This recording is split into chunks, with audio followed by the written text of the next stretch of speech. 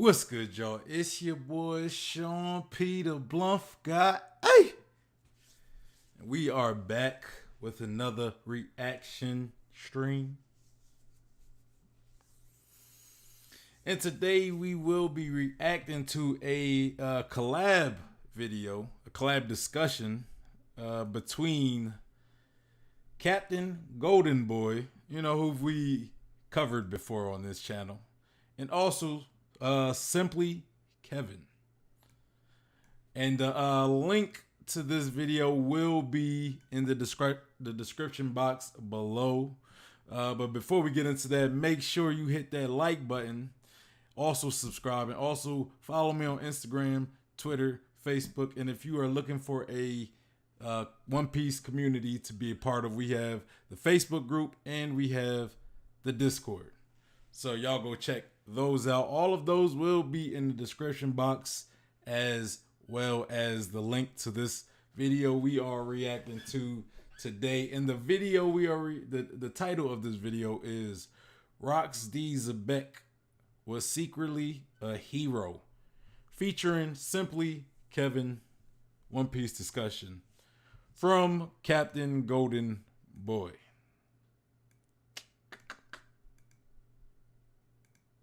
Okay, so Rocks D. Xebec being a hero kind of flips things on its head, right? Like flip the story on its head.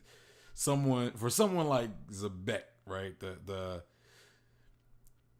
biggest, the biggest known, I want to say, hurdle in Goldie Rogers' ascent to Pirate King, right? That's pretty much Xebec right there, right? And then we also are familiar with Monkey D. Garp, Luffy's grandfather, Monkey D. Dragon's father, and the hero of the Marines, right? That's pretty much his epithet in the Marine. He's also a vice captain, or not vice captain, vice admiral. He's a vice admiral. I can't be disrespecting the OG Garp like that. I can't disrespect him like that. But he is a vice admiral as well. Could have been admiral, could have probably even been fleet admiral if he chose to, right? But he refused those positions. He didn't want to be vice admiral or he didn't want to be anything more than a vice admiral. You could say maybe it's partially because he don't want the responsibility, but it's also known that Garp doesn't like the celestial dragons, right?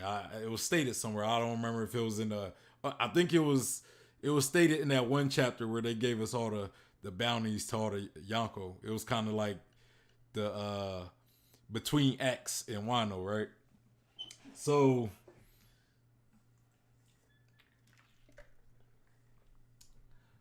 yeah, so Garp don't like the Celestials, right? So if he ascends to, like, let's say admiral, or fleet admiral, right? That might mean he has to be at the call of the Celestial Dragons, pretty much. Because remember, what we know is if somebody assaults a Celestial Dragon, an admiral comes for you, pretty much. So if you're in that position as an admiral, you're always going to be pretty much at the call of Celestial Dragons if they end up getting hurt or something, right?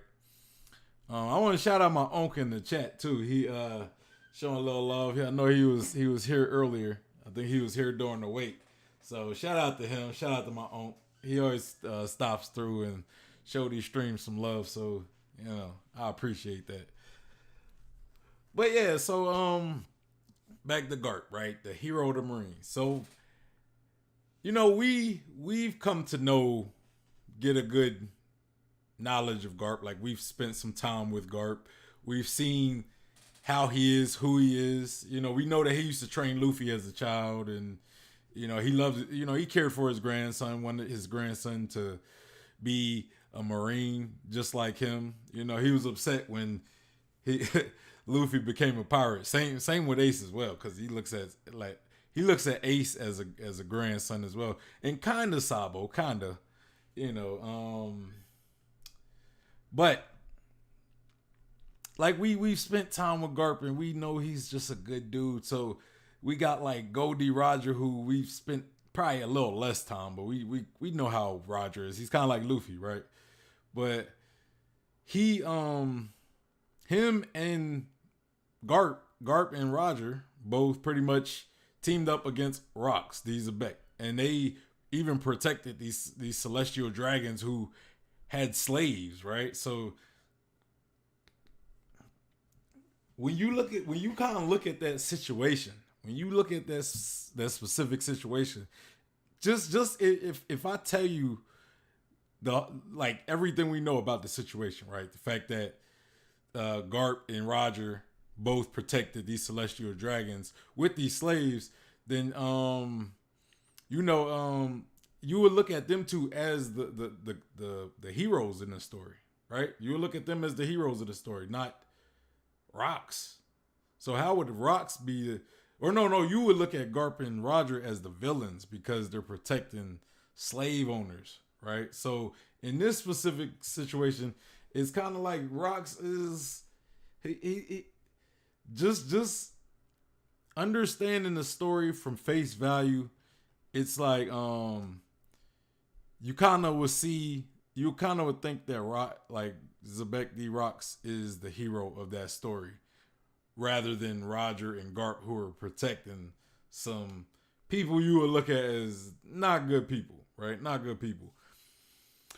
But yeah, anyway, I don't want to waste any more time getting into this video, because I'm curious how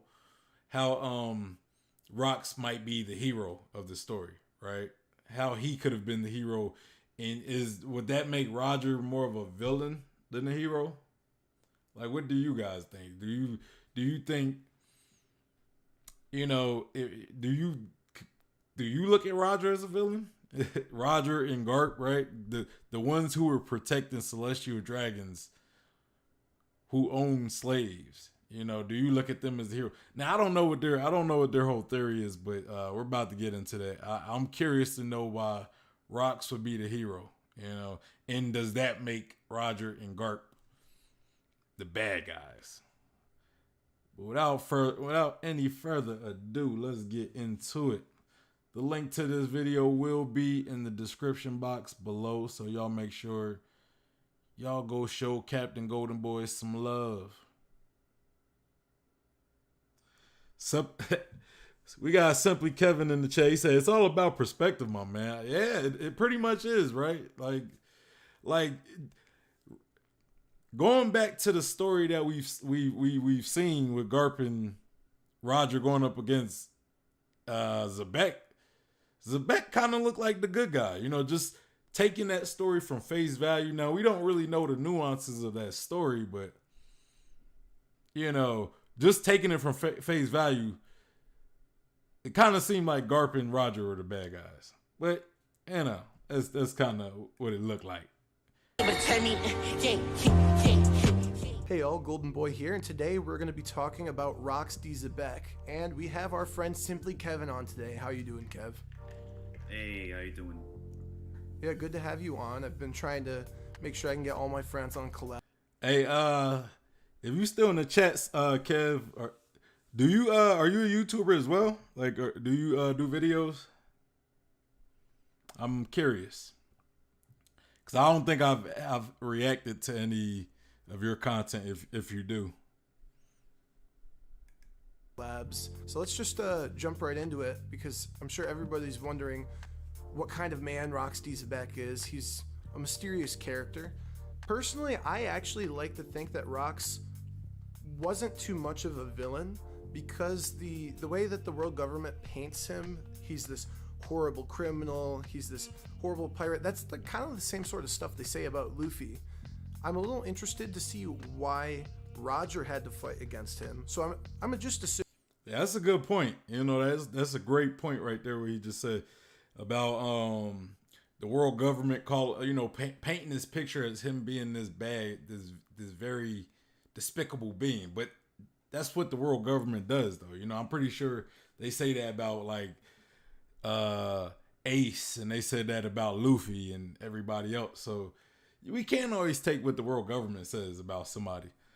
Simply Kevin said, yeah, I make One Piece videos, specialize in theories and analysts. This was a collab that GoldenBoy and I wanted to do for a while. Hey, this is an interesting topic though, right? So y'all must have really had this on your mind for a while since we pretty much heard about Xebec, because it's something I feel as though hasn't really been discussed. You know, we never talked about why Roger and Garp would be protecting slave owners, you know, a bunch of slave owners, right? And that doesn't seem like the noble thing, you know, like, I mean, I guess it depends on, like you said, your perspective. But from my perspective, that didn't really seem like a good thing, you know. And maybe it's because, you know, my hue, you know, and if you know my hue in the history, you know, that, you know, my bloodline history, my ancestry, you know, I wouldn't, you know, I can't look fondly on something like that. Kev said, we thought 1047 was going to trigger a Kaido flashback, but I guess we still got a few chapters to go. And I haven't read that chapter yet, so please don't spoil. But yeah, so I can't talk about that chapter just yet, because I haven't read it. So, but I don't know if I thought it would like trigger any flashback. Me personally, like, I don't know when because I kind of gave up trying to predict when like the act was over, when we'll get a Kaido flashback, because believe me, I thought we would have been in the new act like months ago. Like last year, I thought we was gonna be in the new act, and every time I predicted, I was always wrong. So I can't, you know, like as far as predicting something like Kaido's backstory, I can't do it, man, because every time I tried, I was wrong. Kev said, my bad. Will, be careful. Yeah, I wait till the official version drops on Shonen Jump, and then I'll react to it on, like, I do a stream and everything. So that's why I wait to read it. You know, it's because honestly, if I read the scans, I would have been read it already. I think it drops Fridays, or either Thursday or Fridays. I would have read it right after it dropped. Assuming, like everyone says, he's going to be similar to Teach. He wants freedom, but he wants freedom through control. They say he wanted to be king of the world, so I actually think he's going to be very charismatic with a lot of ambition. I bet in real life I probably would like Rox. Maybe he's kind of like Kanye, or you know, just like some of these celebrities that have big. So maybe he's like Kanye though. That's funny. But I could see Blackbeard being something like Rox, right? And I like Blackbeard. You know, I like Blackbeard because he's a pirate, right? He's a pirate's pirate, I would say. You know, like, I love One Piece, but like my one issue I've always had with it is it's too many good pirates, right? Like, I want like the pirates you expect in real life, right? I want some piracy stuff, some raids, like we raiding other ships and stealing, pillaging, and all that stuff. And you know, Blackbeard seemed like out of everybody, Blackbeard seemed like the most pirate type of pirate, right?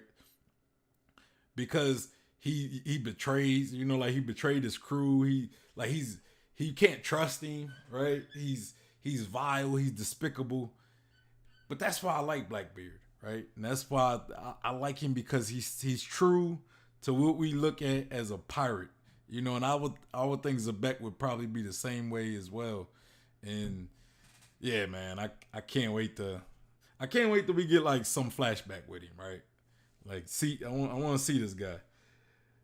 Blackbeard is my third favorite character in the whole series. He is a man that holds no grudges and only focuses on his goal and dreams. He isn't afraid to get his hands dirty and engage in trickery. Shout out to Kev, man. That was a good explanation of Blackbeard right there. That was a great explanation of Blackbeard. Yeah, I like Blackbeard. I don't know where I'll put him in my favorites. Like, he's in my top 10, but you know, I got a few people ahead of him though. So, but Blackbeard though is probably one of the best pirates. Like, if you look at him for like what you expect a pirate to be, I think Blackbeard is that he's like that symbol for him. You know, I don't know what to call it, but he's like the mascot for him or the representative of him. Big heads and big ambitions. What are your thoughts? What do you think Rox was like? One thing we should make ourselves clear is that you can be, for instance, a charismatic person, but ruthless to those that oppose you, right? In this case, it could be the world government or the Marines, but also other pirates. For instance, think about it this way, Captain GoldenBoy. There are definitely pirates who agreed with Xebec's philosophy, right? Both on the crew or whatever. And there are going to be pirates who disagree with those ideas. However much or little did Xebec really reveal to the other people. Now, I believe that it's one of those things where if you don't join, you don't get a second chance. It's basically like a join or die Join or type die. of thing. Yeah. So, of course, I'm not talking about how he recruited the members. That will be later. But it's more so, for example, with Roger. I believe Roger was Xebec's greatest enemy simply because of 3 reasons. The first one is because he's strong, but more so, he is defiant. He refuses to collaborate or join Xebec, unlike all those other pirates that somehow managed to make their way under his banner one way or another. That's a good point. Yeah, like I could see, cause when you think about, like, you know, Whitebeard, Kaido, like guys like those, like they became part of they pretty much became part of the Rox Pirates, right? But why like Rox couldn't get Roger, right? Like he couldn't, you know. Now how he got Whitebeard in them, we don't know. You know, a lot of, you know, I've heard theories about maybe the Davy Back fight, and I think that would make sense as well. But I don't know. Maybe he tried to win Roger in the Davy Back fight and he couldn't. You know, Roger's like one of the few who just he couldn't. You know, and Roger wasn't the type to just lay down either. So, you know, but I can also see Roger being like the anti-Rox, right? Kind of how I compare Luffy and Blackbeard, where Blackbeard, I feel as though they're like two sides of the same coin, right? Where Blackbeard is just as capable of being the pirate king as Luffy is. You know, now Luffy's the main character, so we expect him to be the pirate king. But I think Blackbeard he's going to be just as qualified to be the pirate king, or, you know, to challenge Luffy. He's like the anti-Luffy, I would say. Kevin said Blackbeard also encouraged Luffy and Imple down to rescue Ace, even though he knew it was almost impossible. Their paths of destiny versus fate will cross one day in the future. A future video of mine will cover that topic, but I won't spoil anything. Hey, you're always more than welcome to send me, you know, if you want me to react to, you know what I mean, something, because, you know, Threevil, he usually like, hey, react to this or whatever. So, you know, some people like to have me react to stuff, you know, or I might just check it out on my own or whatever. But you can always, if there's always a video you want me to react to, all you gotta do is ask me. You know what I'm saying? I'll definitely check it out. Let's continue. So, I feel like the same thing that we saw with Shiki later on in the Ed War and leading up to it, where Shiki tried to recruit Roger many times to his side, you know, signing a great plan, signing this ancient weapon, this foolproof thing that he's been working on for many, many months. And Roger each time declined that until a fateful battle took place. That's a good point. So that's what I think could be the case with Roger and Xebec, and the fateful battle in this case is simply God Valley. Now I kind of want to know how Kaido kind of met Xebec. I guess, like, off the top of my head, if I had to give an answer, I would say Kaido probably met Xebec because he was looking for an escape. Kaido has been hinting at that he's been abused in the past by humans, that they feared him and his race. I'd like to think that Kaido is one of the last of his race because they were persecuted, maybe similar to King's Lunarians. So I think he saw kind of a safe place in Xebec. That's a possibility for how he ran into them. Although we do know with Big Mom's flashback, she said, "Is this your first time working with Xebec?" So we really have no clue. But yeah, my gut feeling is that he needed to be with somebody strong so he could train up and become strong enough to defend himself or maybe avenge his family. What about you? What are you? That's a good point.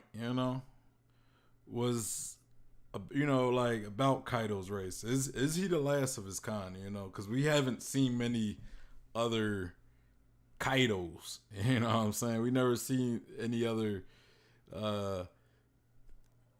beings that look like Kaido. We've seen some that look similar. Maybe the same, of similar races, possibly like Oars Jr. They got the horns. So I mean, I don't know if they're the same race of ogre as Kaido, because Kaido definitely seems like an ogre, and we know they call Yamato the ogre prince or ogre princess. It depends on it's weird how they address Yamato, because I feel like sometimes they definitely call her Yamato Kaido's son, but then sometimes she is addressed like a she. So it's like, now I look at Yamato as more as like she identifies as Odin, so in a sense indirectly she identifies as a man. But I don't look at it in the same where she just identifies as a man. She more so, it's like if I want to be Batman, right? Like I might not identify as Bruce Wayne, but I might identify as Batman, or it's weird. It's just kind of weird how they handle Yamato. It's weird how they handle Yamato, because sometimes it seems like they call her a girl, sometimes it seems like they call her Kaido's son, but it's never consistent, is what I'm saying. But anyway, they call Yamato the ogre prince or princess, one of them, and so it does imply that Kaido is indeed a ogre, right? And Oars is also an ogre, but kind of like a different race of ogres. Like I guess ogres would be the species, and they would have like different races of ogres. Or does race come before species? Man, my biology's off today, y'all. We got Cryptic D Athena says, "I'm fashionably late." Shout out to Cryptic D Athena. Hey, better late than never. So, it's always good to have you. But yeah, so yeah, I'm curious what about maybe Kaido being the last of his race, kind of like King, because maybe that's why he took a liking to King, right? Knowing that King was also the last of his race, so he just kind of took him in because of that. And then like he that might be like a soft spot, and because Jack, I think, is Fishman, so I don't think Jack would be because I feel as though Kaido got a soft spot for Jack as well. Kevin says she's basically cosplaying Odin to the fullest extent possible. Yeah, that's kind of how I look at it. I never really looked at it as Yamato really identified with being a man per se. She more so identified with being Odin. And Odin, we know Odin, is a man. And or at least, Odin never identified as anything other, So she just looked at Odin kind of like how a lot of kids look at Superman, right? Everybody want to be Superman or Spider-Man. You want to be Spider-Man, you know. And thing with Spider-Man is it doesn't really matter the gender with Spider-Man. You could just still be Spider-Man. I mean, I guess they'll call you Spider Woman or Spider Girl. Kevin said her character arc is that where you cannot advance in the world by pretending to be someone else. Kaido forces her to think as his son rather than daughter and as an Oni. So she will eventually be herself. I mean, I could see that, you know, and I do kind of believe she could be the next Straw Hat. So I think we still got a lot to see her grow, right? And why do I think she's going to be a Straw Hat? I feel though everybody that joins the Straw Hats usually have some type of goal, some big goal, and she definitely wants to be like Odin and go travel the world. So I think that right there set her up to leave Wano. The fact that her biggest goal was to like go travel the world and be like Odin in that aspect, I think she could be a new Straw Hat, right? But let's continue. Your thoughts? So, what I think, to give an alternative perspective, is that Kaido could have possibly been rescued. Maybe he was drifted or marooned on an island. Maybe Kaido somehow stumbled his way towards Beehive Island, right? The place where people believe the Back fights occurred, where most of the pirates joined the Rock's crew. Maybe Kaido was just one of them, and then he randomly met Big Mom on board the ship when she was like welcoming the recruits or whatever, right? That could be one example. The other one that I like a little bit more is kind of like a twist on your thing, but it's more like Kaido had nowhere else to go, so it's kind of like Blackbeard. He intentionally sought out the Rock's pirates. Maybe he heard about them from like a rumor. Yeah, I like that idea. I was kind of thinking of something like that. Like I could see Kaido being kind of like Blackbeard when he stumbled across Whitebeard, you know, being some kid crying like, oh, you know, can you let me join? You know what I'm saying? And I don't know, you know, like, but I kind of I like that idea. I like the, you know, it was because in many ways Kaido and Blackbeard are like similar. I'm not gonna say like a very like super similar, just in small ways. You know, they're both pretty, you know, they're both pretty ruthless. Like as far as ruthlessness, you know.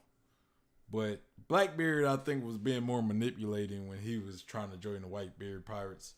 You know, Kaido probably genuinely just wanted to join the crew. You know, I could see that being the case. Saying like they're the most vicious crew, or they're like the most terrifying. Like you have to be careful. Just, you know, meeting them is a possible death sentence, right? Maybe that attracted Kaido attention, and he's like, "Yo, I gotta make myself, you know, known." Maybe he like meets Xebec, he throws himself down or whatever. He's like, you know, take me with you, whatever, right? Yeah, and Xebec kind of like looks at him, he laughs, and he's like, you know, you're in. You're in. I like you, kid. You're in. Yeah. I mean, that could be one way. Maybe like Kaido just tries to attack Xebec, you know, like off the rip, you know, just to prove himself or something, you know, like I don't know.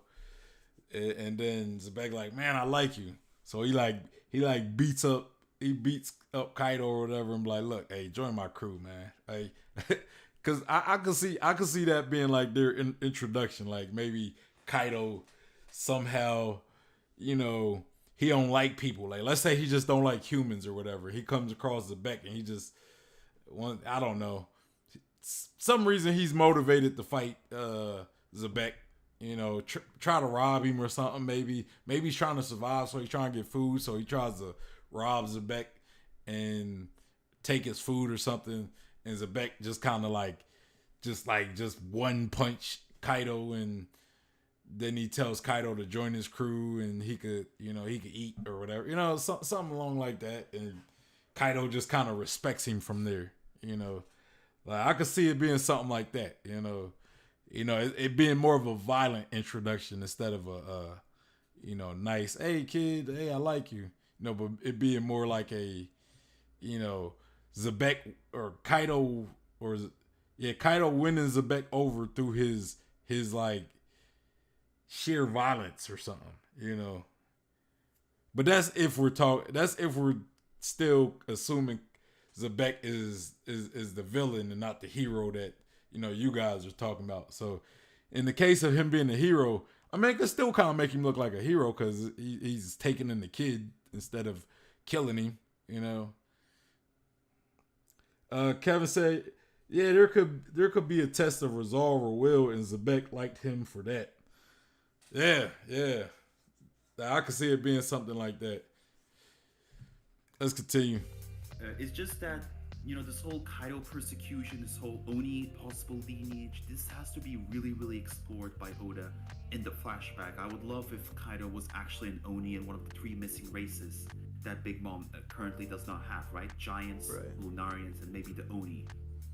Yeah. So, I got a question for y'all though. Y'all think see, I feel like I might have to do like a stream about this one day, some type of topic, but like in the chat or in the comments whenever you watch this, do y'all think Kaido could potentially maybe his ancestry has history in Wano? Like maybe they were there before, maybe the ogres lived in Wano before the people came to Wano, right? Or maybe they lived in Onigashima at least. Like I don't know, but that skull though, like whoever skull that was in Onigashima, they couldn't have lived in Onigashima. They would have been bigger than the island, right? They would have been bigger than the island.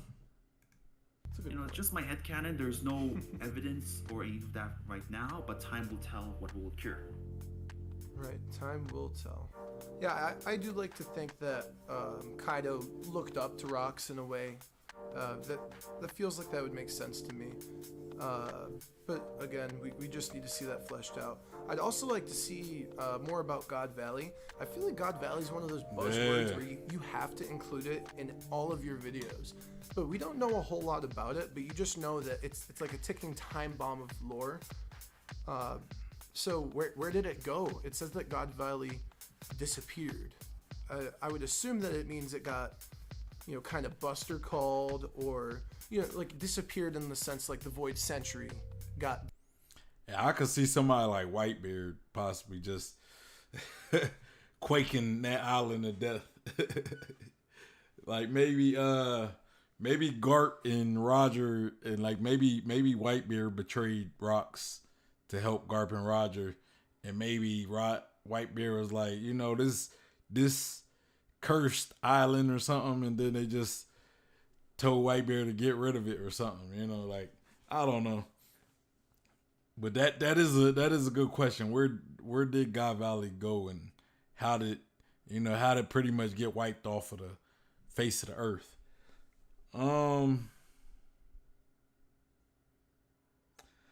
Kev said, I think we need to find out the reason why Kaido went to Wano and how he heard of it in the first place. Lots of theories on that. Awesome. Yeah. Like, see, and that's kind of my question, right? Like, maybe he went to Wano because there was some Oni lineage there. Like, why was that skull, the skull of Onigashima, like whoever skull that was, why was it placed in Onigashima? Like, cause like I'm starting to think that maybe ogres could have roamed Wano. Maybe that could have been the land of Wano. And maybe that's why the geography of Wano is the way it is. Maybe because ogres live there. And it, like, I don't know if they would have, like, I guess engineered it to be that way, or if they just maybe came to that specific island because of the geography. But maybe ogres lived in, maybe they occupied Wano, and then one day humans came, could have exterminated the ogres, and Kaido, I don't know, maybe Kaido's, I don't know. I don't know if that would have been the case, but maybe Kaido's kind of like a descendant from them ogres, and he pretty much came back to reclaim his land. And, you know, that Scar Onigashima could have been like an ogre king or something. You know, I don't know. I'm just kind of throwing stuff out there. But, you know, like maybe that was the island he went to, his favorite island. I don't know. I'm just kind of throwing stuff out there. But yeah, like maybe that's why Kaido deems Wano so important, because he seems like it seems like Wano is important to him. Now you could probably argue the geography of Wano, you know, being the way it is makes it a great place to pretty much, it's like a fortress, right? Like the country itself is like a fortress. It's like a natural fortress. So maybe that's why he wanted Wano, but I think it could be more than that. It could be some actual history, like maybe before the Void Century and before humans really came to be. Maybe Kaido chose, or not Kaido. Maybe the ogres lived in Wano, you know, and then eventually humans, you know, went to Wano and took Wano from the ogres and exterminated ogres, and some ogres went into hiding. Eventually Kaido came to be, and now he wants his country back. Yeah, I done went on a tangent, y'all, but yeah. Let's continue. Disappeared. I guess God Valley, we don't know a whole lot about it, but it makes me think that this is where, you know, Rox went to go terrorize celestial dragons. Maybe this is originally one of their domains, because we do know that the Rox pirates kind of operated like a terrorist group, setting up these little stunts. And so God Valley, he just happened to catch Roger and Garp there. Bad day to be a Rox D. Xebec, I suppose. But yeah, so I'm assuming he was just committing some war crimes or something against these celestial dragons. And then the ultimate... What was... Now the question is, what was Roger doing there? What was Roger doing at God Valley, right? Because how I see it, we got 3 separate parties. As far as the God Valley incident, we got 3 separate parties. We have the Rox pirate crew, you know, which were like the attacking force. We had the Marines, led by Monkey D. Garp.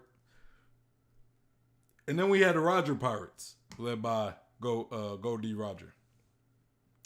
Now, the Rox Pirates were there, obviously attacking.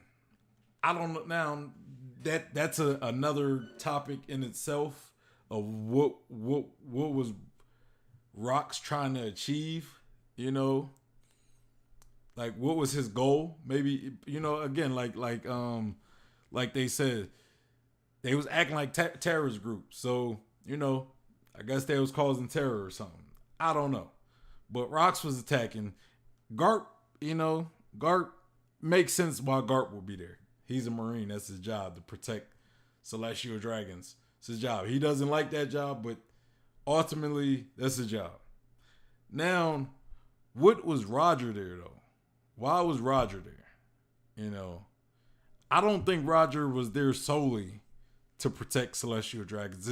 Maybe it just ended up that way, and it wasn't like he was purposely trying to protect the celestial dragons, but he kind of did it by like a byproduct, right? Like he was more so opposing Rox than he was protecting the celestial dragons. Garp, on the other hand, I could see him actually protecting the celestial dragon because it's his job, not because he wanted to.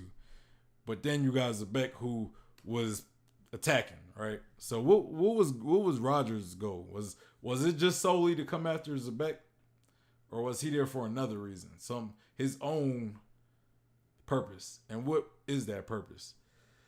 Kevin said it was either fate or coincidence, or I suppose Roger followed them to God Valley and wanted to settle things. He definitely had an agenda. Yeah, man. Like, like I don't believe Roger just was coincidentally at God Valley. Like I don't think he just happened to be there when all this stuff go down.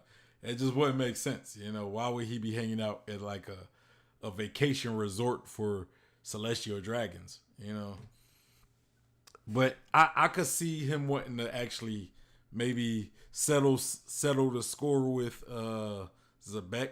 You know, maybe they fought before and Xebec won and Roger was coming back for round 2 or something, maybe round 3. And he followed Xebec. You know, that could definitely be the case. You know, I mean, that's kind of the best, I guess, explanation, you know, we could think about with the little information that we have. Tag team took him down, and then the Marines covered it all up. Nobody knows what happened. Do you agree with that, or do you have a different take? Well, just like in real life, in One Piece, one man's terrorist is another man's freedom fighter. So while the Marines might consider Rocksteady Xebec and his crew terrorists, that does not mean that the pirate side saw it the same way, if you get what I mean. Yeah, I mean, I don't like the Celestial Dragons. They're dicks. Right, exactly. So, you know, so Straw Hats are technically bunch of douchebags. Oh, douchebag celestial dragons. speaking terrorists in terms of the public and the world government view. I mean, they did declare war on the world government in a sloppy. It's a pretty popular belief that God Valley was like a kind of like a vacation resort or like a retreat for the celestial dragons and their slaves. I just said it that. Could have been like a Marie Joie version 2, where it's like another place for them to rule over, more or less, because it always kind of irked me, like, are the celestial dragons only living in this one spot on this castle or city, you know, Pangea Castle right above the red line? The world of One Piece is beautiful. You'd think there'd be... That's a good question. I feel like they don't live in the main castle. I feel like maybe they live in like the neighborhoods, you know, around. Maybe the castle kind of belongs to like the higher class. Like I would think that even among the celestial dragons there might be classes, right?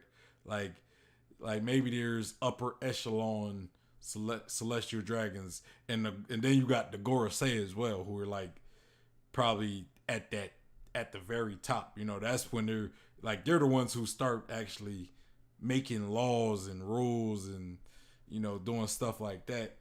Unless the Gorosei works for the celestial dragons, but I don't think so. I think the Gorosei might actually be celestial dragons in their own right. You know, I think they just have a bit of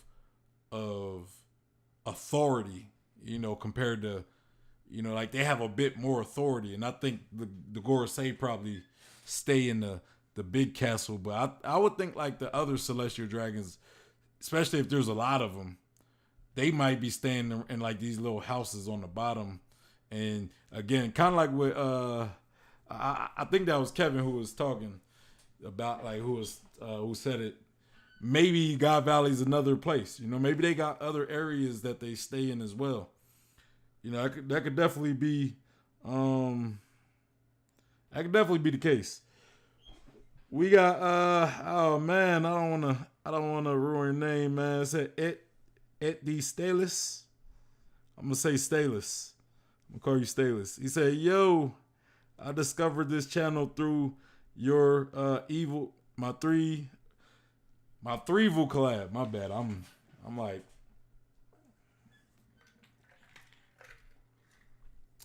hey man, shout out to it. Shout out to you. He said it's okay, ruin it. Can I call you Stalis? Is that right? Stelis or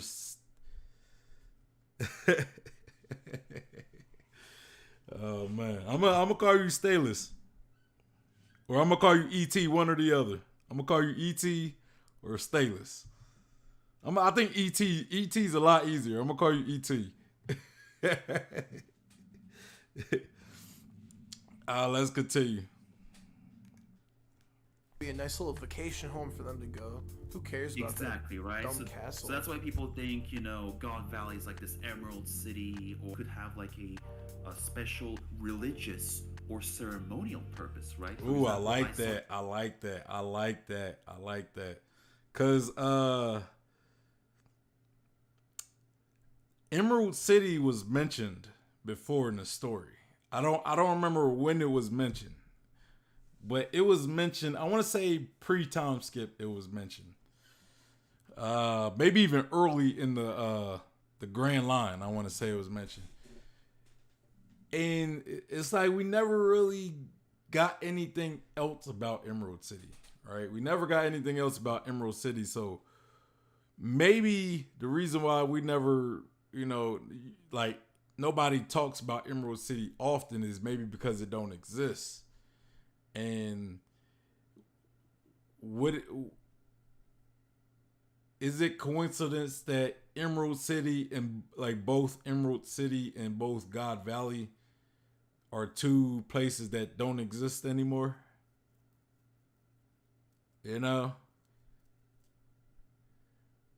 So yeah, like I like that. I like that idea of Emerald City possibly being God's Valley, or God's Valley being Emerald City. Kev said it was mentioned by Bellamy and Jaya at the bar. He ridiculed Luffy for believing in such things back then. Right. Bellamy. It makes sense because it would make sense it would be the Skypiea arc of all arcs, because Skypiea has so much like richness when it comes to world building. So, just so many like little mentions of things, and yeah, Skypiea was a great arc for actually world building. It's probably the best arc when it comes to building the lore of One Piece. And then maybe Alabasta's probably up there too. I think Wano still has a lot more to it, because we know Wano has a big connection to the Void Century, like the people of Wano, the Koski clans, how they pretty much were in charge of creating the poneglyphs, So I know Wano is definitely also rich when it comes to world building. Same with Skypiea. Alabasta to a degree as well. ET said it probably was cleansed in the past.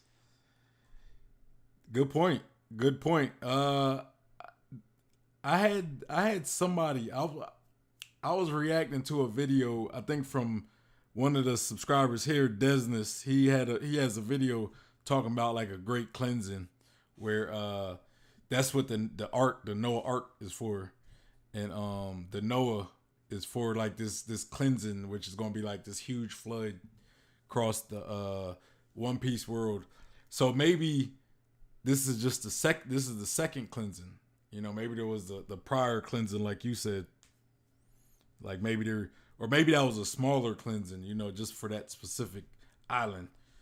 But that's a good point. Good point. It could have been cleansed, But why would they cleanse an island that was the property of the celestial dragons, though? Like, why would they get rid of God Valley when that's like a vacation spot for the celestial dragons? It's not like O'Hara where they just was, pretty much breaking the law. And that could have been like a Buster Call thing. This one theory on the One Piece fan page a few years ago. I don't know who was the original person, but that page essentially stated that God Valley is nicknamed this way because there are like these mountains or crystals, right? And the way the light shines through them makes it seem like it's from a god. Maybe Roxy Xebec, he planned it out. He's like, we're gonna attack them at this moment. And what I think, Captain GoldenBoy, is he didn't tell his crew necessarily why they're attacking. Like, he could have told them, like, there's these celestial dragons. I know you guys don't like them, so we'll just attack them, right? But I'm sure there was a material or physical aspect in that island that Xebec wanted for himself that he didn't really tell his crew. One way or another, I see God Valley as a stepping stone, an important one, in Xebec's plan towards world domination. Yeah, I like I like that he also mentioned that, you know, there was something Xebec wanted there, right? And maybe he didn't tell his crew anything.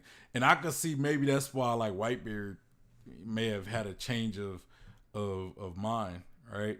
Because maybe Xebec wanted to kill all like everybody there, right? Like not just the celestial dragons, but it could have also been the slaves. Maybe that's why Roger interfered. Maybe Roger was like, I'm not gonna just sit here and let you kill these innocent slaves. Like the celestial dragons, I get they bad, but slaves, same with Garp. I don't think Garp cared too much about the celestial dragons either, but he ain't want like the innocent slaves to die. And maybe Whitebeard also betrayed Rox because of, he didn't realize Rox was trying to kill these slaves as well. ET said it probably was, or he said, "True, my bad. Also, I discovered you through Elid's collab, not Threevil. Sorry." Oh, that's all good. I've done some Threevil reactions. I haven't collaborated with Threevil yet, but I've done some Threevil reactions. And he said, "Wow, good point." Yeah, I mean, this is like one of the most like intriguing events in the story so far, right? Why is it so intriguing? Because we got Garp and Roger who are rivals, like from what we got since the beginning of the story, they were rivals, but they was also like a friendly rivalry to a point, right?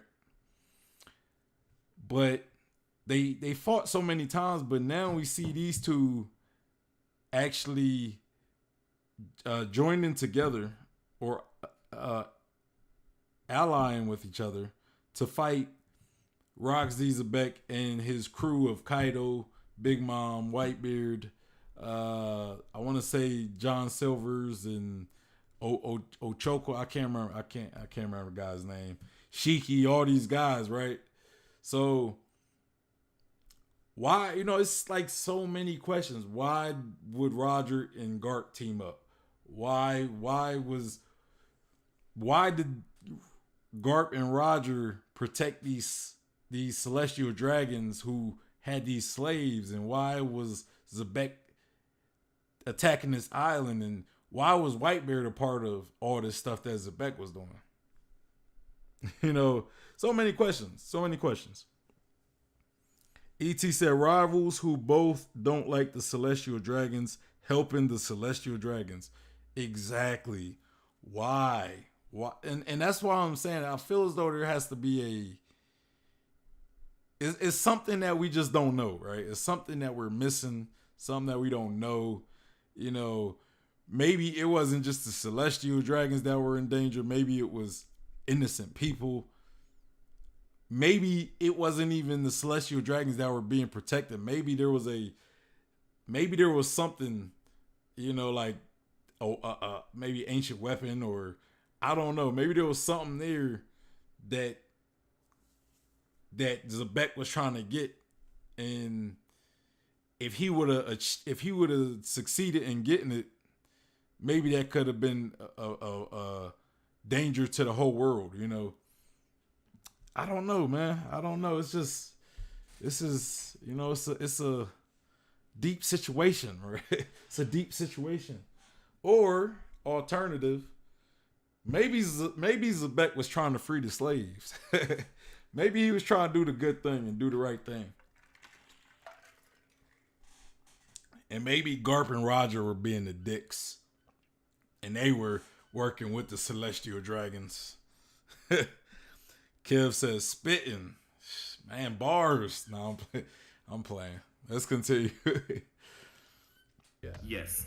So what I want Oda to tell us is how far did Xebec advance in this, I don't know, maybe decades old plan of his, right? Before his defeat. Because he could have been either on the cusp of it or still far behind. Yeah, there's a lot of stuff. I don't know how Oda's going to be able to fit everything in this story. I'm glad we have things like the SBS just to give us the additional details. I always get excited when we get to see those. He's telling us all of these like fun facts, but sometimes he throws like really important hints in there too. If I were able to choose what the next SBS would be, I would like Oda to kind of do a quote-unquote good future, bad future for the emperors, and at the same time we could maybe figure out, which countries are these emperors from in real life. For example, is Kaido really from Mongolia? Is Big Mom maybe French because the name Charlotte, right? Or is Newgate from England because of Newgate Prison in London, or Edward Teach, that kind of stuff. Hey Kev, it sounds like you gotta write Oda, man. You gotta write Oda. Request that he give us the countries that the Yonko are based off of. That's a good question though. That's a good question. I definitely think Kaido is like Mongolian. I feel like his character is based off of Genghis Khan or something. We got Angel's Room in the building. He said, "Yo, what did I miss?" Well, we like halfway into the video. We're talking about Xebec. Is he secretly a hero? Are Garp and Roger the real villains of the story? At least as far as that specific time period.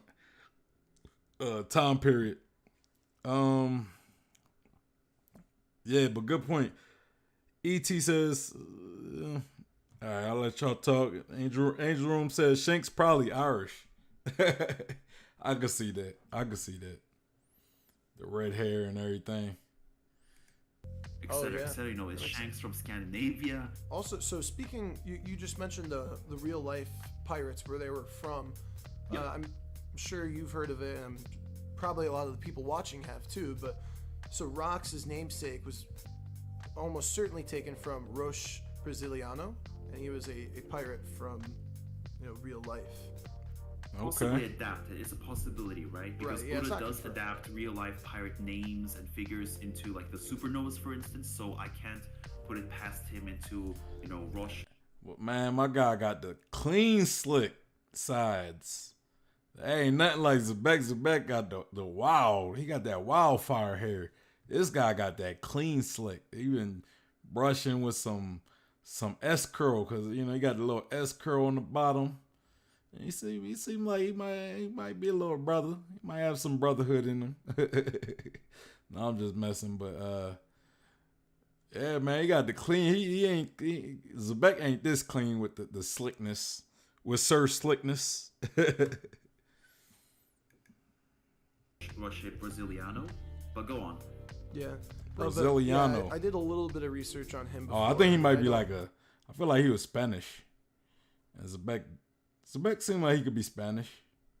And that guy seemed like his name Brasiliano. It's kind of like because it could be like Italian. Brasiliano. It could be Italian, but it could be like It could be like He could be a Spaniard, maybe from Spain. I don't know. What y'all think? What is it? Possibly adapted. It's a possibility, right? Because Oda does adapt Brasiliano names and figures into like the supernovas, for instance. So I can't put it past him into Roche Brasiliano. But go on. Yeah. But yeah, I did a little bit of research on him before. I don't know how to say his name. I'm horrible with names, y'all. There's actually not a whole lot of information about him from real life either, just like Rock.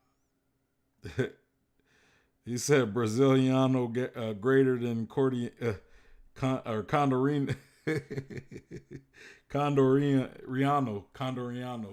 The dude, that one, or what was he, like a vice, not a vice admiral. He was like I can't remember what that guy was.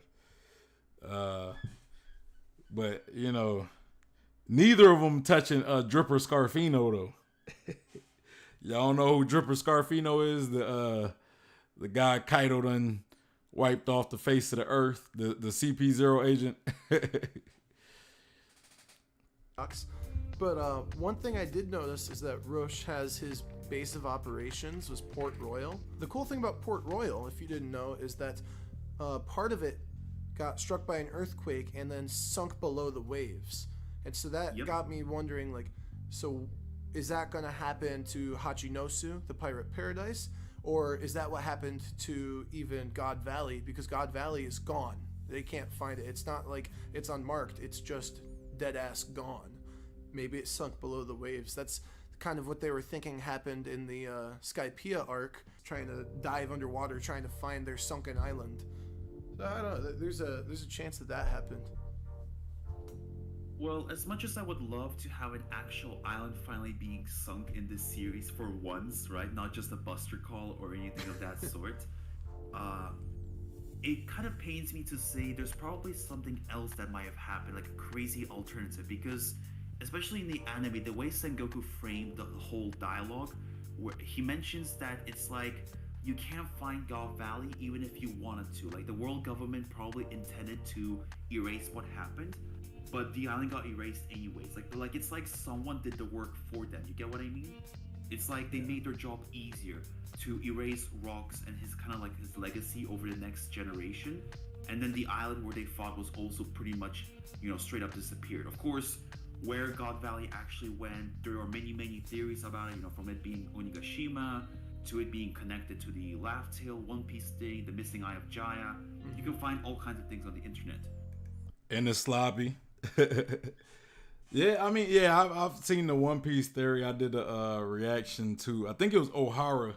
It was about Jaya. We got the missing eye, and I mean the theory was pretty much was like Laugh Tale was part of Jaya, and then it sunk where that missing eye was. It sunk, and it could have ended up becoming Enies Lobby, because we know in Enies Lobby we got that waterfall where it's just this big hole where we don't know where it goes, right? We don't know where it goes, so that could have been Enies Lobby. That could have also been God Valley as well, But yeah, and some of the clues, I guess, in that specific theory was the missing eye, because it was the missing left eye, and there's like a lot of if you read a lot of One Piece covers, you'll see like a lot of something referencing like the left eye, right? Like you see like sometimes you'll see like a cover where Luffy's like blinking his left eye. Like I'm telling you, y'all could go search it. Like Luffy blinking his eye, and I think it's been multiple covers too. But I think ain't Zoro's left eye closed? I want to say I can't really remember, but what you guys talking about? Kevin says, "Stop the cat." Condoriano gives Usopp a high extreme diff by the end of the story. Man, there's a lot of Condoriano love, man. E.T. said, "Very true, Kevin." Andrew said, "What Rocks could probably be seen as good depending, but I doubt he was trying to do something morally correct. What Rocks did or was trying to do, depending on perspective." Yeah, it's always depending on perspective, man. Like the every villain is a hero in their story or in somebody's story, E.T. said, "Yeah, because Kaido called Roger and Whitebeard soft-hearted even though they were strong." Yeah, he ain't like how they was just too, he like that iron hand type of authority. Kevin said, "Very good." Hey man, this is a real good discussion though, man. Like this is definitely a good discussion you guys, put together. You and Captain GoldenBoy. Because I feel as though like for the past few weeks, every single theory video been about like Sun God Nika, Gear 5th, Devil Fruit Awakening, just everything associated with the like previous chapters. So I kind of like seeing theories or discussions being made about, other things like, Rocks, Pirates, previous theories, I guess, that we still haven't got answers to. My interpretation of this Roche Brasiliano, this Port Royal earthquake incident is that for Hachinosu, it is very possible that Blackbeard could accidentally destroy the island if it turns out that Luffy fights there with him. Oh, just pulls up to the home territory and then sinks his island just to flex. Makes sense. I like it. Okay. But another thing I want to talk about before you move on about Rocha Brasiliano is that, his personality was quite something. He was very barbaric, right? He was drunk, he was debauched, he would threaten to shoot anyone who didn't drink with him. He roasted alive 2 Spanish farmers on wooden spits after they refused to hand pigs. He typically cut off the limbs of prisoners, he roasted them over fires, the usual pirate atrocities, right? But what I mean by this, how does this... Bruh, that sound like some hardcore pirate stuff right there. I like it. I mean, I'm not saying the fact he killing all these people, but I mean, like, I'm saying we talking about a pirate story, a story about pirates. So I want to see some pirate stuff being done. I want to see some invading other ships and pillaging and making people walk the plank. Like, come on now. Like, when have we ever seen anybody walk a plank in One Piece now? Come on now. Like, Oda, if nobody walks a plank, if this story finishes and not one person walk a plank, I'm going to be disappointed. I'm going to be disappointed in Oda. And I love Oda. He must be protected at all costs. But I'm going to just be a inkling disappointed if nobody walks a plank. Come on now. Somebody got to walk a plank. I mean, it ain't going to mean much unless they're a double free user. Come on now. I mean, for real. Kevin said, yeah, he didn't play around. He didn't, man. This guy shooting people who don't want to drink with him. Come on now. That's wild. But I mean, it's some pirate stuff, man. It's some hardcore pirate stuff. Ain't nobody said pirating was easy. And it shouldn't be. Angel said, I think the walk the plank thing is more of a Western thing. It don't even matter if it's a East Coast Western thing. I want to see somebody walk the plank, man. Walk the plank, brother. You know what I'm saying? That's what we seen in all these pirate movies. So we gotta walk planks, man. This barbaric trait relate towards One Piece? Well, remember Eustace Kid in the pre-time skip? When he entered the New World, he just crucified the entire pirate crew who were trying to exit the New World, right? They tried to warn Kid, and he just straight up crucified them. They're all dead. Yeah, that's aggressive. So that type of energy that's and aggressive. mentality could be someone who Xebec actually is. And it's kind of funny because this whole crucifixion thing is very popular in Wano, don't you think? Yeah, I mean, Yasui got crucified. Actually, just in Momo One got Piece in crucified. It's just, it goes back to what you were saying about Kaido. What exactly did Kaido learn from Roxy Xebec? Well, of course, I think he learned about how to run a crew, right? What to do and what to not do, just like every member kind of like got this lesson. And I feel like Kaido's system of meritocracy amongst the Flying Six and his crew in general reflects Xebec's own system. I could totally see that. Right? And I will also add, I think Big Mom kind of does that as well, right? I think she kind of has a meritocracy system. But I think like she went the route of using her family because, her being with Rocks, she couldn't trust pirates, right? Like she probably didn't trust Rocks either, So, but like we know with Snack,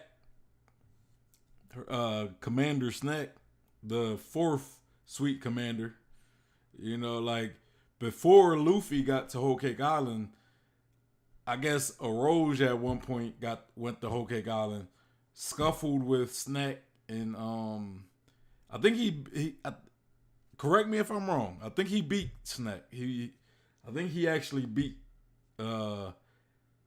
Sweet Commander Snack, and then I think ever since then he pretty much was demoted because Snack ain't a commander no more. I think we seen him like once, and he played even less of a. He was more useless than Dafugu and Oven, right? Like Dafugu and Oven was doing more stuff. They were way more useful than the guy who used to be the fourth commander. Like, come on now. Like, I don't even know if he's as strong as Dafugu. Like, maybe Dafugu should have been, or Oven. Maybe Oven should have been fourth commander. And I don't know. Snack didn't show me anything except he fought Judge. I think he did fight Judge. We never got like at least in the anime, he fought Judge, and I don't think we got any closure of what happened to them.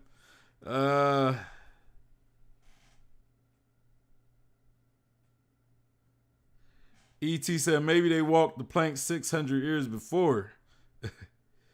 Athena says walking the plank is a myth, but this is a fantasy story, so it doesn't really matter. Like, that's all I'm saying. It could be a myth. That's fine, but it's a myth that has always constantly been perpetuated, right? It's been perpetuated, so I want to see some damn plank walking. I want to see some damn plank walking. E.T. said, now Kid is looking all gloom watching Luffy murk Kaido.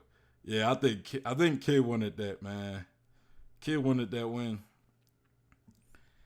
Angel said, I don't know why, but I get the feeling that even if we get a Kaido flashback, we won't see Rock's face in it, but we'll probably see some of his personality. Yeah, I could agree with that. We might get like a silhouette, but we might still see him do stuff. We just won't get like a full-on reveal of him. But yeah, I agree with that. ET says Snack got off screen by Judge. Yeah, pretty much. Pretty much. And that'd be sad if he took 2 L's. Like, how you lose the Judge as well? Like, come on now. Big Mom, you deserve to get demoted if you lose the Judge. Angel said, like with Caesar flashback with Vegapunk. Yeah, man. Oda has not been trying to show no Vegapunk, man, for all these years.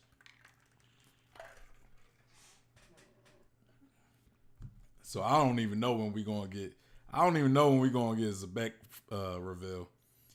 So it's like we need a Xebec reveal, an Eam reveal, and a Vegapunk reveal. And Green Bull reveal. Yeah. So those are the reveals, right? All the big reveals that we're waiting on at the moment. The strongest will rise to the top. They will eat the young or whatever. Yeah. So this also makes me wonder, and I want to ask you this question. Who was Xebec's right hand? Yeah, I was actually just about to ask you the same thing. I would like Shiki, just because I like Shiki.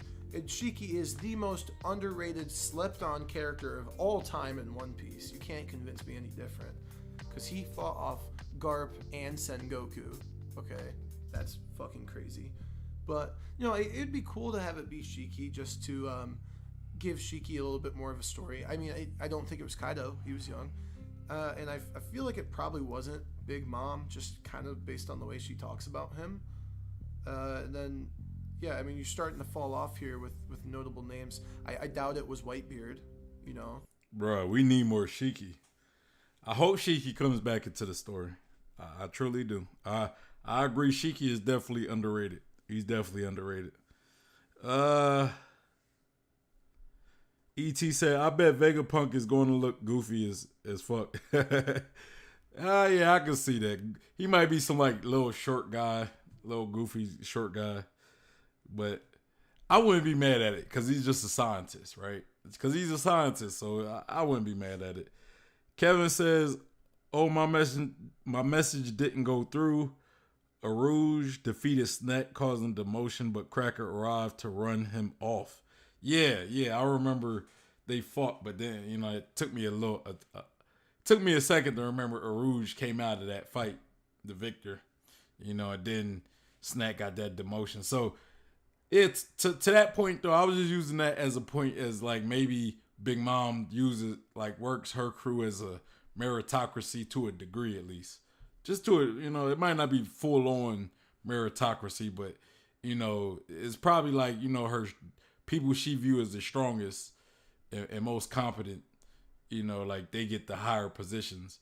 Because obviously Katakuri is like the first commander, and I don't know. I wouldn't really put nobody above him other than Big Mom herself. But we didn't really see much of Smoothie, unfortunately. I mean, come on, man. Like we gotta see some Smoothie. Like we seen in the anime, we see her, throw some slashes, but like we didn't really see her. Like she was just kind of like waiting for orders all the time. Like come on, you're the second commander. Take charge of the situation, Smoothie. Come on. Like Oven and Dafugu were better at leading than Smoothie was. Because Peril Sparrow is probably more competent than Smoothie. I'll even go to say what's his name who got the book Devil Fruit ability, all the books. He's a better leader than Smoothie. He's more competent than Smoothie.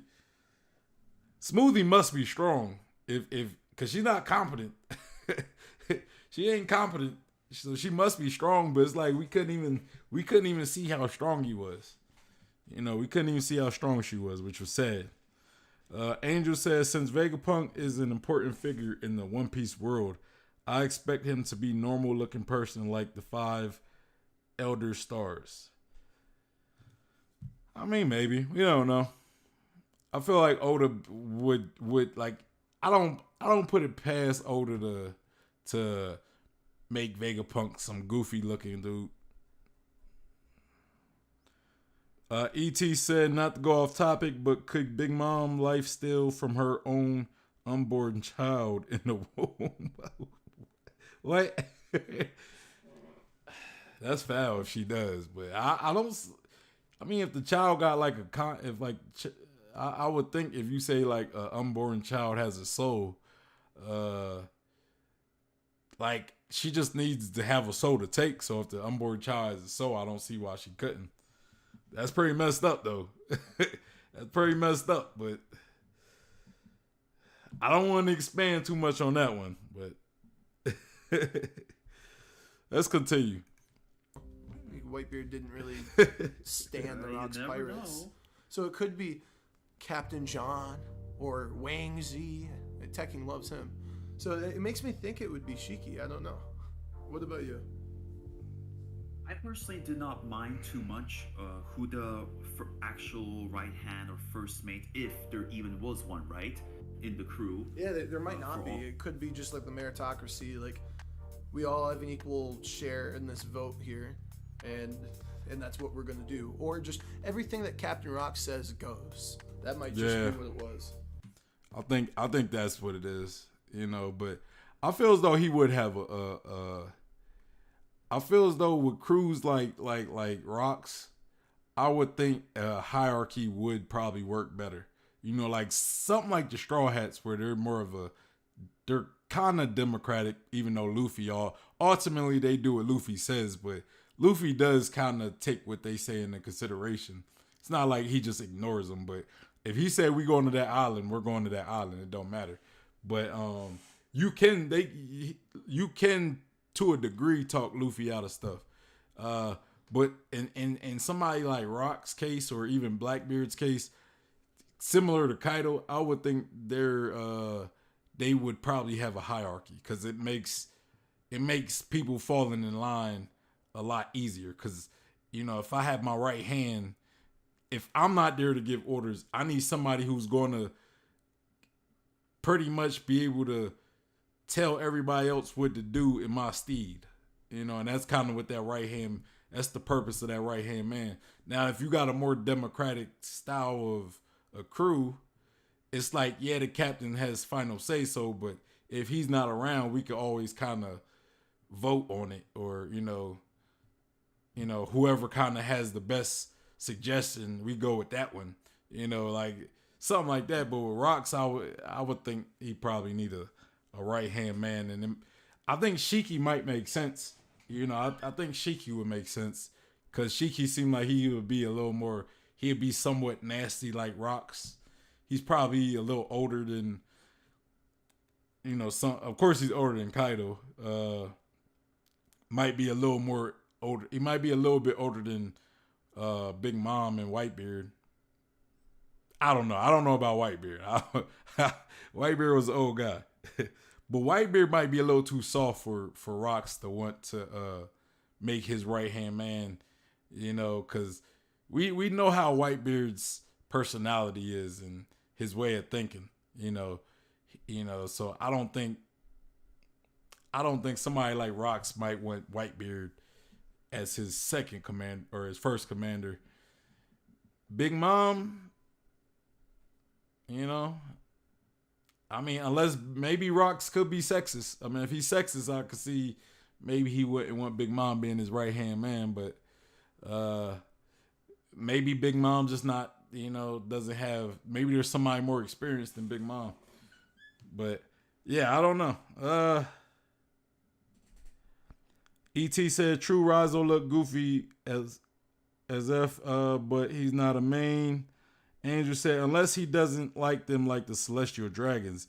And my main figure, I mean the people a part of the three great powers besides Moria, who was once a warlord. I think you was talking about something else. Y'all having the conversation. I'll leave y'all to that. Well, even Kaido's crew has an actual right-hand man, right? Of course, whether that's Jack or King, that can be debated in the comments below. I'm not going to talk about that. But I think King is the right-hand man. I think that's kind of... I don't think... Because Jack kind of looks at King and Queen as like his superiors, right? And I think King is probably the closest to Kaido. You know, so I would say King is, you know, and then when you look at because how I look at Kaido's crew is kind of like cards, right? Like, you know, Kaido's probably like the ace, I guess you would say, you know, then you got King, Queen, Jack, you got Joker, then you got the numbers. So, yeah, I think King is definitely the, top of the deck, right? The top of the crew. E.T. said King had the authority to assemble everyone, Toby, Roppo, and Up. Yeah, but I think Queen could probably he could at least summon the Toby Roppo at the very least. I don't know if he could summon like King, you know, and King probably can't really summon Queen either. Queen probably not going to really listen to King. You know, even if King is like a higher, I could see them being at odds all the time. So Queen's not like, look, I don't take orders from you. I don't care if you're my superior. Andrew said, but I wouldn't be surprised if Oda made Vegapunk head big. Yeah, I mean, Vegapunk could be like a long arm tribe or big head tribe or big hand tribe or something. I don't know. Going back to the question. So yes, I agree, Shiki could be a possibility. I still gotta put Newgate up there just because of his, you know, older age compared to the rest of the pirates and more experience. And possibly, in terms of strength, maybe Xebec kept him around for certain reasons that I will talk about in my future video. Right. I also think Yeah, I just don't know if I don't know if Whitebeard was hardcore enough for Xebec to want him to be the right. Like that's kind of my only. I do agree though. I think Whitebeard would probably make sense because of his age, his experience, but I feel as though Whitebeard also kind of is. I don't want to say he's soft. That's not what I'm saying, but I think he's more like reasonable. He's not like psychopathic. He's not going to just kill people just because they piss him off or because they don't listen. I don't see Whitebeard being that type of person, and I don't think he would do it just because somebody tell him to do it. So I feel as though that aspect of Whitebeard might be a turn off of Xebec, you know. Xebec might not want to put him in that position because of that reason. But he still want to keep somebody that strong around, so I get it. But other than that, yeah, it would definitely make sense for Whitebeard to be the right hand, you know, somebody like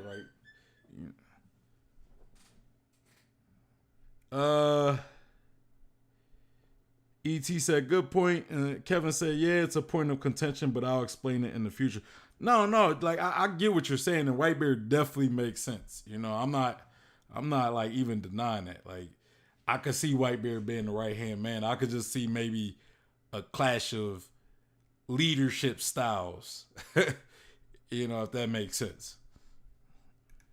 I feel like Captain John is more like a left hand kind of man, or someone who is auxiliary, if you get what I mean. Yeah, I could see that. Based on his personality and his fate later in the story, where his crew just stabbed him multiple times because he was too greedy, I feel like Captain John was more obsessed. I'm sorry, y'all. I was just looking at that picture with the zombies. I wonder how Moria, right? Like when he was choosing zombies, and he chose all these zombies that potentially was part of the Rock's Pirates. Was Moria like in the know of the Rock's Pirates? I mean, I guess because Moria was around. Like Moria was probably a kid, you know. If let's say him and Kaido are the same age, and maybe Moria was young and he could have heard about the Rock's Pirates. So, you know, I guess Moria could be knowledgeable about the Rock's Pirates, and maybe he knew who the members were to get their bodies. I'm curious because for him to get these different zombie bodies like Silver Axe and Captain John and what's the one guy name? Ochoku, like to get them. Now, I'm not too sure if Silver Axe was part of Rock's crew. Was he? Were they all part of it? I think they were. But how did he know where their bodies were, and that how did he know that they were such? I mean, I guess he could have heard about their legend. He don't necessarily have to know about the Rock's Pirates. Maybe they were always famous pirates, so he could have just heard about these pirates and eventually found their body. Yeah, I guess that's I guess he doesn't have to know about the Rock's Pirates to know about them.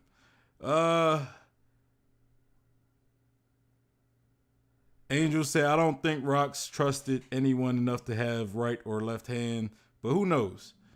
Kevin says Moria is 50 years old, so he was only 12 when the God Valley incident happened. He's older than people like Shanks or Blackbeard.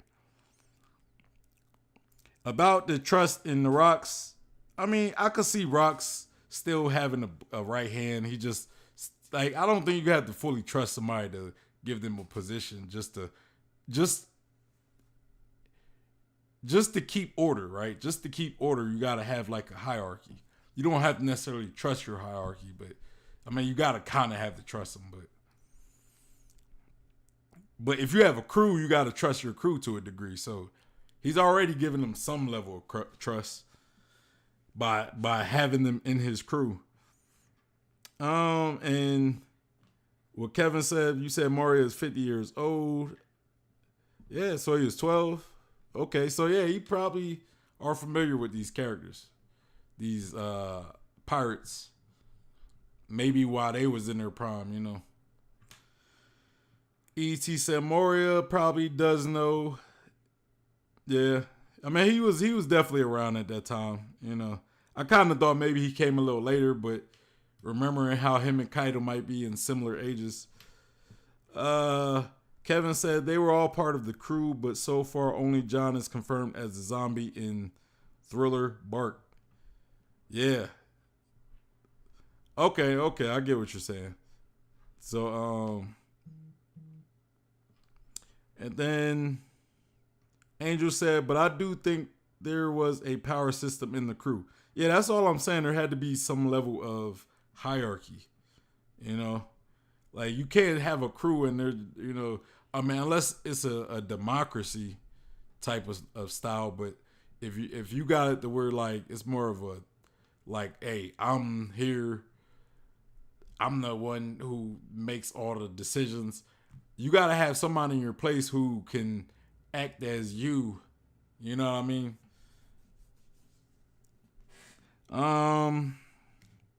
E.T. said, yeah, Angel, if Rox was trying to control the world, he seems like a secret solo player.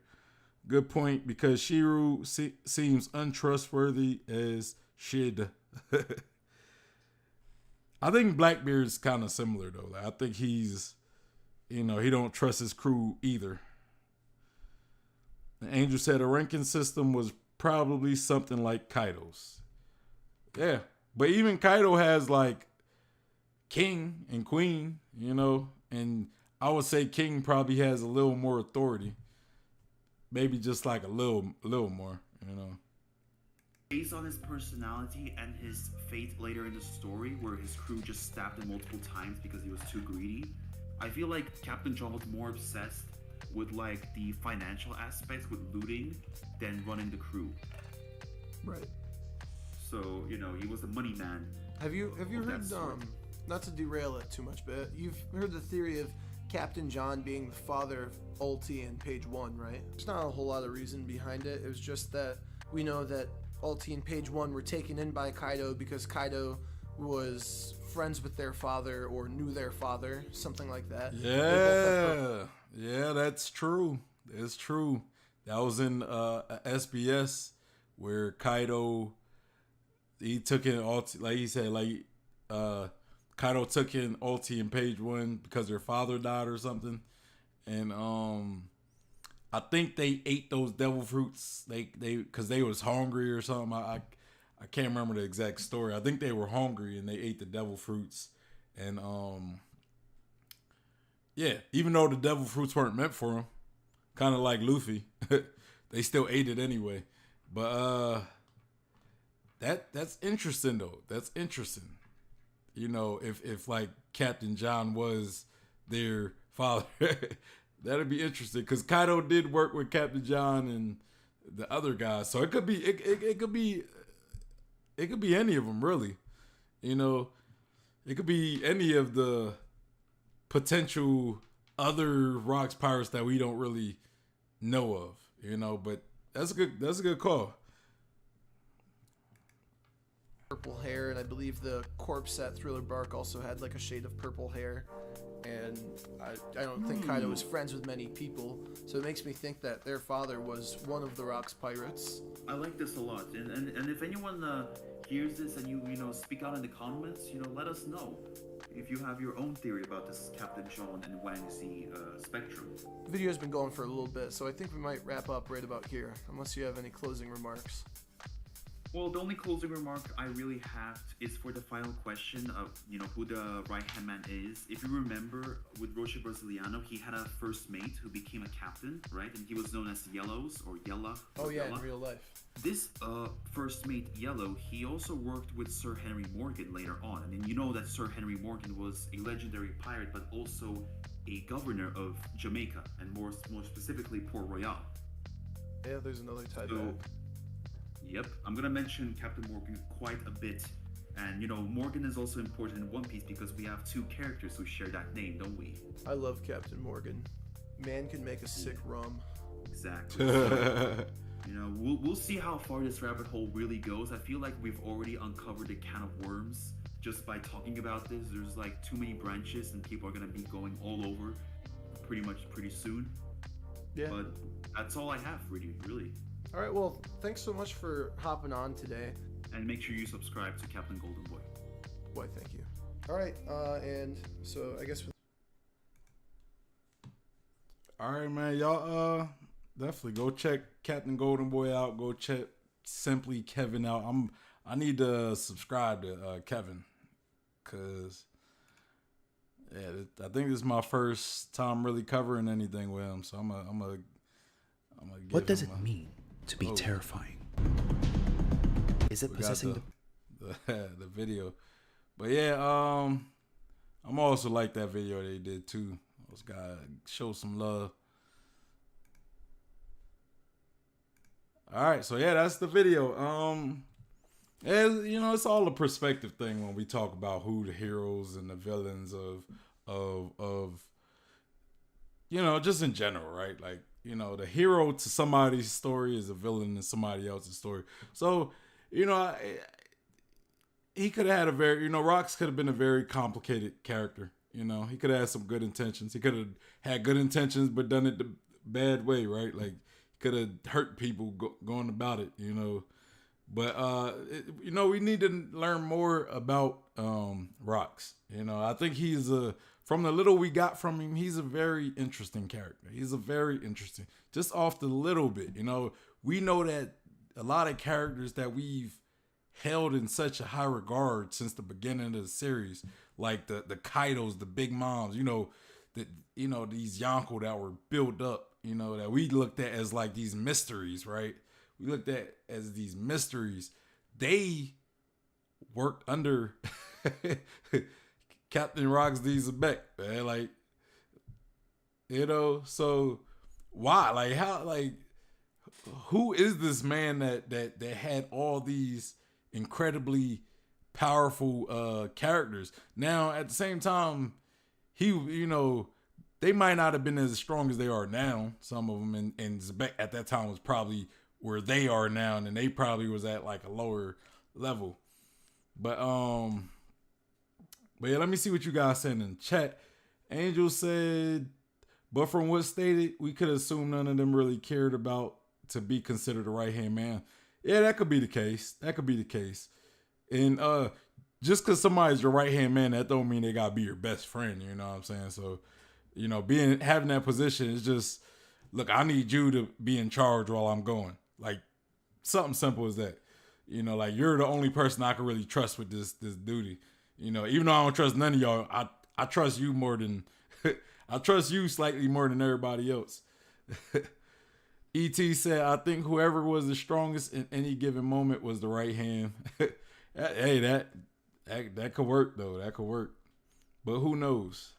And then Kevin said, great stream and good talking, Bluff God. Hey, I appreciate that. Shout out to Kevin. Shout out to Kevin. Y'all go check his channel out too. He also creates content, so y'all go check him out. He said, shout out to everyone in the chat who was here. We all learned something. Yeah, man, I definitely learned some things. Like, I can't say I've the Rox Pirates been at the forefront in my mind because, you know, we didn't really get much of Rox in the Rox Pirate crew. So it's never been one of those, you know, maybe when we got more information. But this video, it has caught my interest more. Like, now I do kind of want to maybe do some more digging, maybe hear some more perspectives on Roxy Xebec. Yeah, so, you know, especially during this time, you know, we get a lot of videos about Sun God Nika Gear 4 or Gear 5 and Awakening Devil Fruits. You know, it's nice to kind of break away from that a little bit and hear some other theories. So I think I might be digging some more into the Rox theories. You know, maybe we'll watch another theory about the Rox next week. If I could find a good one to react to. You know, it just depends if somebody out there got any new ones or anything.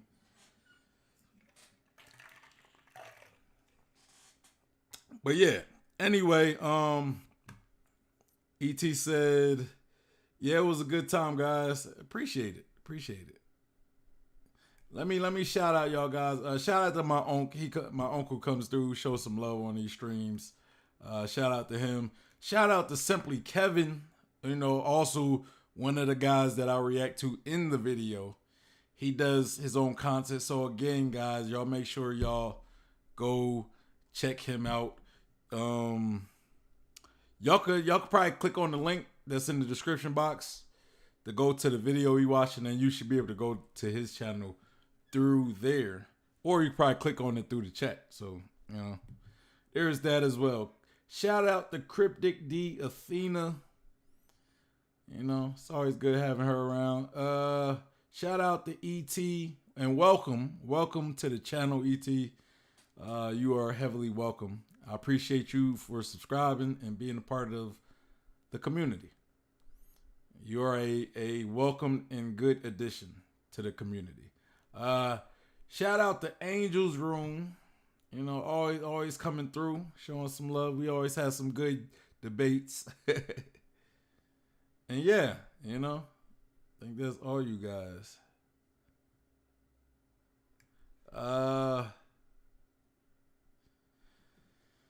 Angel said one thing we do know is that none of them really got along from Sengoku's perspective. Yeah, that's true. That's true. And then he said, great stream. And ET said, thank you, and I like the ideas you bring up.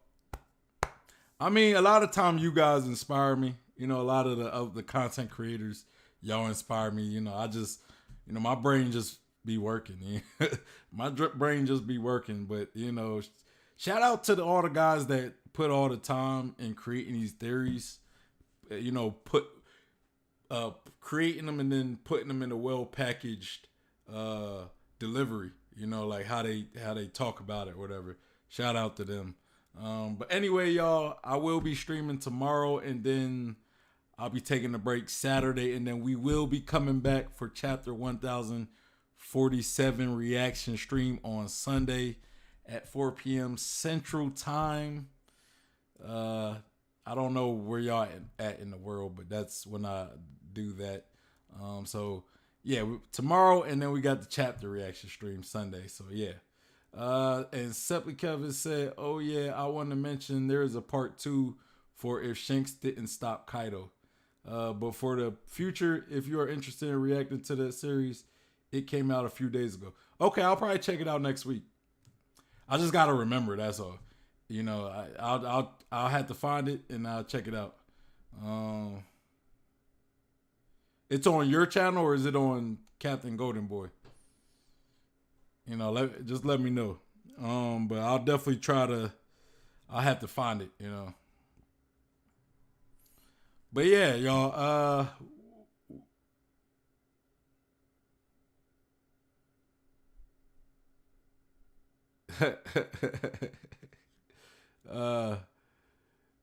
ET said, well, I didn't know that was a part 2. And the Angel said 1015 hype boys. Oh man. Oh yeah, you right.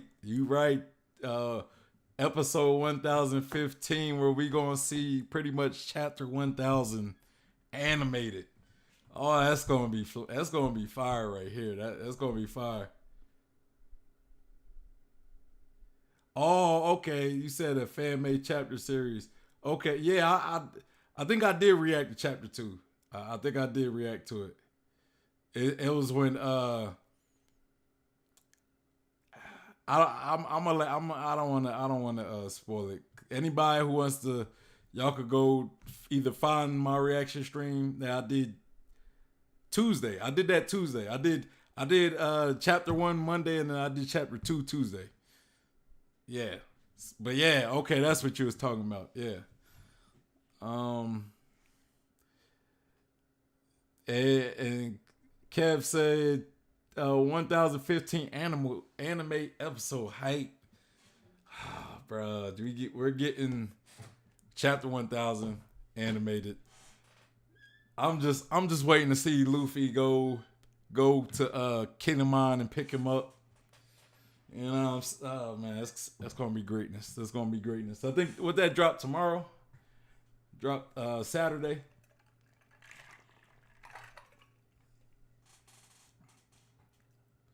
Yeah, it dropped. I think that dropped Saturday. Yeah. Big Mom looked menacing in the preview. I bet Big Mom always be looking menacing. Like, but I gotta check it out, man. I gotta. Cause I always have to, like, every time I watch a new episode, I watch like the previous episode before I watch the new episode, just to kind of, cause I like to let it go and smooth into the next episode. You know, that's how I watch it though. You know, that's how I watch it. So I'm gonna watch last week. I'm gonna watch 1014, then I'm gonna go and watch 1015, 15.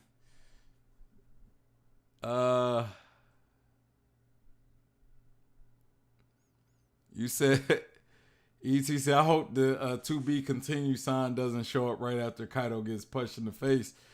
That'll probably be exactly when they do it. That'll probably be exactly because when it happens, a lot of people who don't follow the chapters, they don't follow the manga, they're gonna sit here and be like, wow, Kaido or Luffy just defeated Kaido, or like it's gonna trick them. Like they're gonna go a whole week thinking Luffy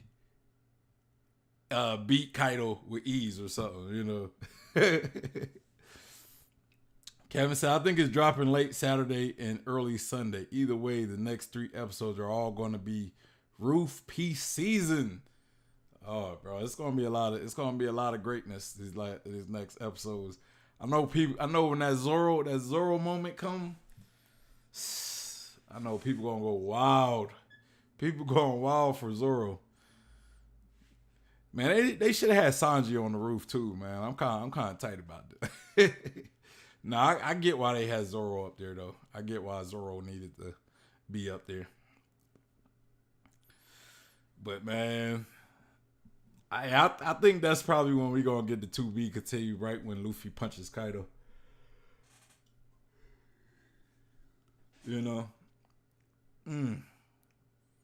But yeah, y'all. That's all I got for the video today. That we talked about. I don't really have nothing else to add. It was a great discussion. It was a great discussion between Captain GoldenBoy and I was about to say E.T. Simply Kev. I think there's more to talk about with the Rocks. I'm just waiting for maybe a little more, a little more ingredients. Just give us something about Xebec. Maybe during this flashback, or maybe whenever we get the Kaido flashback, we'll get more on Xebec. But anyway, y'all, I'll see you guys tomorrow. Y'all have a good evening. Make sure y'all hit that like button. ET said, "Yep, good time." Make sure y'all hit that like button, subscribe, follow me on Instagram, on Twitter, and on Facebook. And if you're looking for a One Piece community, we have the Discord and we have the Facebook group. All of these will be linked in the description box below, as well as the video we watched from Captain GoldenBoy and Simply Kevin. So y'all go show them some love. Y'all go hit that link and show them some love. Kevin said, peace. Have a great rest of your day, people, and thank you for reacting to the video, brother. Hey, thanks for joining. I really appreciate you joining the chat so, you could discuss and give your, kind of go a little more into what you were saying on the thing. I really appreciate that. I love when the creators come and, we could kind of have a discussion about it, right here and then. It's always good. You're always welcome. You're always welcome to shoot me some videos if you just, I definitely, make sure I put your guys' YouTube videos, and when I put it on like my social media, make sure I'm tagging people. But anyway, y'all have a good rest of y'all day. I'm out of here. Peace.